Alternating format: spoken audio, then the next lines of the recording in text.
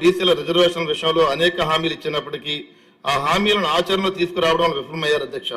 అదేవిధంగా మాటలకే పరిమితమై ఉన్న ప్రభుత్వం కాకుండా మేనిఫెస్టోలు ఇచ్చిన హామీని అమలు చేసే ప్రభుత్వం మన కూటమి ప్రభుత్వం అధ్యక్ష.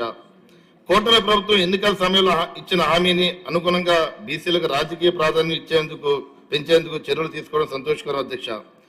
పాత బీసీ రిజర్వేషన్ 29 నుంచి స్థానిక సంస్థల్లో 34 పెంచే ప్రతిపాదనను పటిష్టంగా అమలు చేయాలి అధ్యక్ష.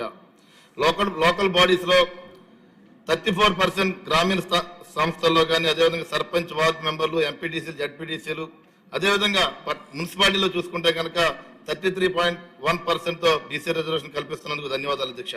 ఇది కేవలం రిజర్వేషన్ పెంపు కాదు అధ్యక్ష. బీసీలకు 34% రిజర్వేషన్ రాజకీయ రిజర్వేషన్ అంటే కేవలం కొన్ని పదవులు ఇవ్వడం కాదు అధ్యక్ష. బీసీలకు పాలనలో భాగస్వామ్యం కల్పించడం, రాజకీయంగా సాధికారత కల్పించడం అధ్యక్ష. అదేవిధంగా అధ్యక్ష, ఏదైతే బీసీ బిడ్డలైనటువంటి మరి అగ్నికుల క్షత్రియ నుంచి చూసుకుంటే కనుక పొన్నమండ లక్ష్మణ స్వామివరం గారు, అదేవిధంగా మరి సిట్టిబల్జి సామాజిక వర్గం చూసుకుంటే కనుక దుమ్మేటి వెంకటరెడ్డి గారు, చేనేత సామాజికం చూసుకుంటే ప్రగాఢ కోట గారు సార్, అంటే కీర్తిశేషులు సార్, వారి యొక్క జయంతి సందర్భంలో మన కూటమి ప్రభుత్వం తీసుకున్న సార్ వారి యొక్క జయంతిని ప్రభుత్వ అధికారంగా తీసుకున్నందుకు నేను ఈ సభాముఖంగా ఒక బీసీ నాయకుడిగా నేను అభినందన తెలియజేస్తున్నాను సార్ అధ్యక్ష. అంటే ఏదైతే వెనకబడిన వర్గాలు ఒక రాజకీయ పరంగా ముందుకెళ్తున్న అధ్యక్ష, సామాజిక వర్గాలు అన్ని రకాలుగా కూడా ముందుకెళ్లే అవసరం ఉంది అధ్యక్ష.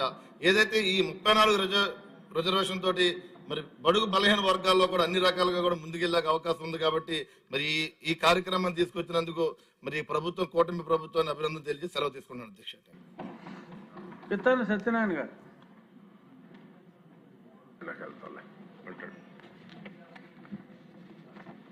అధ్యక్ష, ఈనాడు